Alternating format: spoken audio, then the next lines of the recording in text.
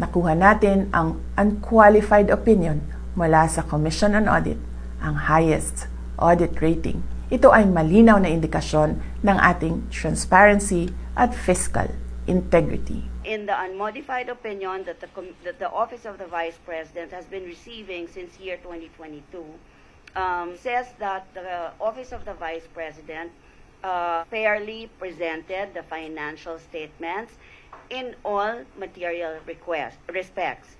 Iisa lang po pa rin ang ibig sabihin na wala pong mali, walang misstatement na binigay, tama ang pagpresenta ng financial statement na supported by all the documents that we submitted. Ito ang nakakagulat na balita ngayon sa mundo ng politika. VP Sara Duterte muli na namang pinatunayan na kahit ano pang mga paninira ang gawin laban sa kanya ay talagang hindi nito kayang sirain ang kanyang imahe. Ito ay kaugnay nga sa inilabas na Independent Auditor's Report ng Commission on Audit patungkol sa kabuuang estadong pinansyal ng opisina ng pangalawang pangulo ng bansa para sa taong 2024 base sa audit ng nasabing ahensya. Nakasaad nga sa report na di umano ang lahat ng nakalagay na financial details ng OVP ay wasto at tugma sang-ayon sa mga pulisiya at pamantayang ginagamit ng naturang ahensya ng Commission on Audit. In our opinion, the accompanying financial statement present fairly in all material respects. Matatandaang, isa nga sa mga ginawang butas sa OVP ang di umano'y notice of disallowance noon ng COA dahil nga sa usaping confidential funds na nagresulta pa nga sa mga pagdinig ng Kamara at kalaunay nauwi nga sa impeachment na kung saan ay hinara nga ng Korte Suprema dahil di umano sa pagiging unconstitutional nito. Ngayon, ay tila isa itong malaking sampal sa mga kritiko ng Vice President na talagang pinatunayang wala siyang tinatago sa publiko, lalo na sa usaping paggamit sa pera ng bayan, taliwas nga sa mga ibinibintang sa kanya ng kanilang mga kalaban sa politika. Assalamualaikum warahmatullahi wabarakatuh. Madayaw, ugmayong adlaw kaninyong tanan. Magandang araw sa inyo lahat. Ngayong araw, ibabahagi ng Office of the Vice President sa inyo ang naging resulta ng taus-pusong serbisyo at katapatan sa bayan sa buong taon ng 2025. Medical and burial assistance. Alam nating malaking hamon ang pagkawala ng pondo para sa ating social services ngayong taon. Ngunit sa bawat krisis na hinaharap ng ating kababayan, kailangan ng gobyerno ng matatag na solusyon. Hindi kami pumayag na maging dahilan ang kakulangan ng budget para maputol ang serbisyo. Sa halip, nakipagtulungan kami sa ibang ahensya ng gobyerno at nagtagumpay na makakuha ng alternatibong pondo.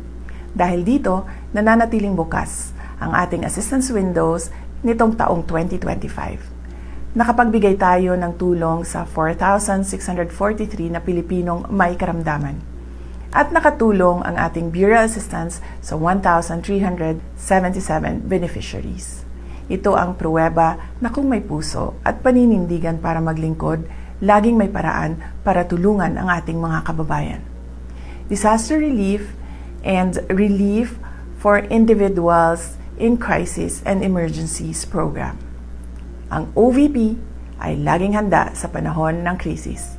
Ang ating Disaster Operations Center ay patuloy na naghahatid ng agarang tulong.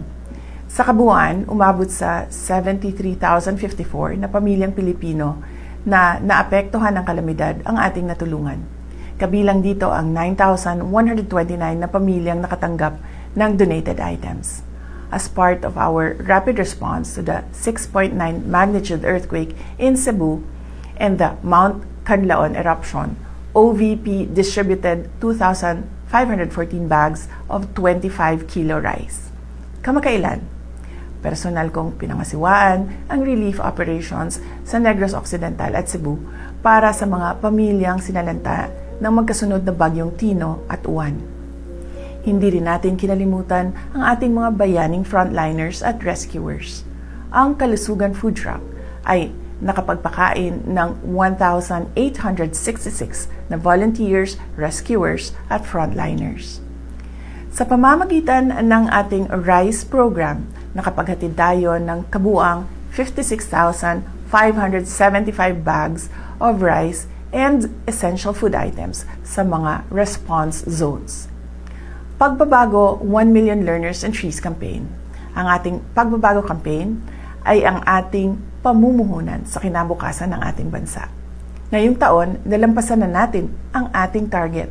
Nakapagtanim tayo ng higit 1 milyong puno sa buong bansa, 3 years ahead of schedule. Bilang simbolo ng dedikasyon, inakyat ng ating team sa Southern Mindanao ang Mount Apo, ang pinakamataas na bundok sa bansa, para magtanim ng tinikaran trees at markahan ang ating millionth milestone. Ang ating Million Learners Campaign naman ay nakapagpamahagi na rin ng 460,272 bags. Direkta itong nakarating sa mga remote areas tulad ng Ubo-Manuvo Indigenous Peoples Learners sa Kidapawan City. Magnegosyo Taday. Ang pag-ahon sa kahirapan ng bawat pamilyang Pilipino ay prioridad natin. Sa pamamagitan ng Magnegosyo Taday, nakapagbigay tayo ng suporta sa kabuuang 15 groups at 2,245 aspiring entrepreneurs ngayong taon. Libreng Sakay Program. Ramdam natin ang bigat ng presyo at bilihin at pamasahe. Kaya napakahalaga ng ating Libreng Sakay Program. Ngayong taon, pinalawak pa natin ang programa kasama na ang Tacloban City kung saan malaking tulong ito sa mga estudyante at pamilya. Ang Libreng Sakay ay nagbibigay ginhawa sa budget ng mga pamilya upang mapunta ang pera sa pagkain at edukasyon. Mula Enero hanggang Oktubre, ang ating libreng sakay buses ay nakapagsilbi sa 875,176 na commuters nationwide. Accountability and operational excellence. Ang ating determinasyon na maglingkod ay sinasabayan ng dedikasyon sa good governance at operational excellence. Dahil sa ating digitalization efforts, binigyan tayo ng special citation mula sa Development Academy of the Philippines dahil sa ating paperless challenge. Nakapag-save tayo ng mahigit 3.2 milyong sheets of paper. Ito ay patunay ng ating commitment sa efficiency at sa kalikasan. Ito ay bahagi ng ating araw-araw na operasyon. Mula sa mahusay na financial report ng OVP Finance Team, nakuha natin ang unqualified opinion mula sa Commission on Audit, ang highest audit rating. Ito ay malinaw na indikasyon ng ating transparency at fiscal integrity. Lubos po ang aming pasasalamat sa lahat ng aming mga OVP partners na binigyan natin ng isang pasidungog noong buwan ng Hunyo. Ang inyong pakikipagtulungan ay kritikal upang matagumpay naming maihatid ang napapanahon, mahusay at makabuluhang serbisyo publiko sa ating mga kababayan. Mga kababayan, patuloy tayong lalaban sa kasakiman ng mga iilang mataas na opisyal ng ating pamahalaan. Patuloy namin na ipapakita sa inyo na ang tanggapan ng pangalawang Pangulo ay mahalaga sa amin ang pagkakaroon ng plano, mahusay na implementasyon ng proyekto, paglaban sa korupsyon at tapang at malasakit para magkaroon ng kapayapaan at kaunlaran sa ating bayan. Patuloy po tayo maging matatag sa mga hamon ng krisis at patuloy na maging mapagmahal sa ating bayan.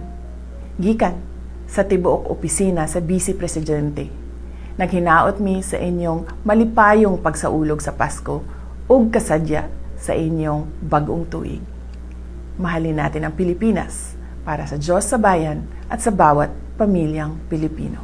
There are 3 kinds of audits done, right? There's the financial statement audit, there's the compliance audit, there's the performance audit. We are only on the financial statement audit. The annual audit report of 2024 given by the Commission on Audit focused on financial statements. And in financial statement audit, there are only 2 kinds of audit reports that will come out. Only 2 kinds of opinions. That's the unmodified audit opinion and the modified audit opinion. It can be, I think it can be interchanged with qualified and unqualified. Some other auditors use that. And there is no other rating, there is no other conclusion that will come out from the Commission on Audit. So, like I said, only modified and unmodified. So, in the unmodified opinion that the Office of the Vice President has been receiving since year 2022, it means that it says that the Office of the Vice President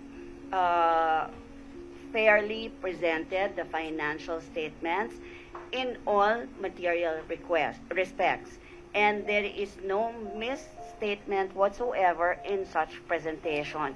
In Tagalog, ang sabi po ng Commission on Audit ay maayos na nailahad ang financial statements, maayos na naipresenta sa Commission on Audit, at wala, in all respects, sa lahat ng anggulo ng financial statements, at wala po silang nakitang material misstatement. Ibig sabihin po ang Tagalog ng misstatement, maling pagkakasulat or maling data or maling information na naibigay.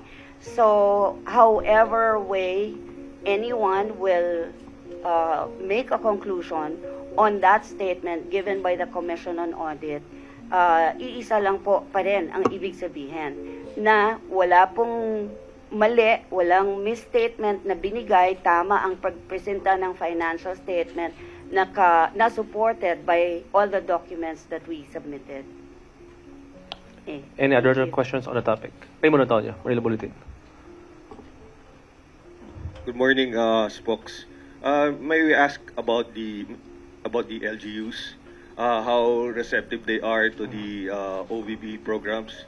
For example, ma'am, itong implementation of the free ride program in Tacloban. Mhm. We all know that Tacloban is the political bailiwick of House Speaker Romualdez.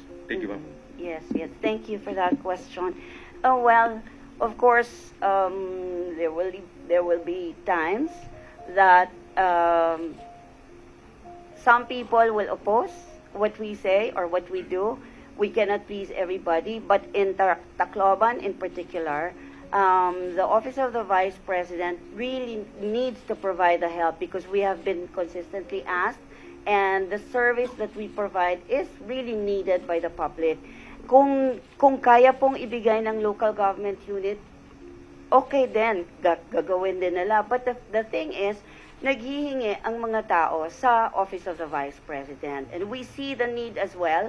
Ang sinaserbisyo po natin na tao doon sa Tacloban are those that were displaced or relocated during the time of Yolanda. From the Yolanda episode, ito yung mga tao na nilipat kung saan-saan, and then far from the city or far from the downtown.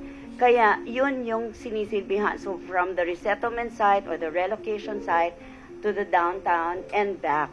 Kailangan po ito, kailangan gawin ng Office of the Vice President to be able to service the people in Tacloban. Next topic. Ms. Celerino Monte, NHK. Morning, ma'am. Yesterday, the President approved the 6.9 budget for next year. How optimistic are you that the proposed budget of the OVP, which is, I think, more than 900 million, as the DBM already added some amount on that, will be approved by Congress? Oh yes, the Department of Budget and Management approved or recommended to the House of Representatives and the Senate the amount of 903 million pesos for the year 2026. We cannot say if we're sure, or we cannot say also if we're not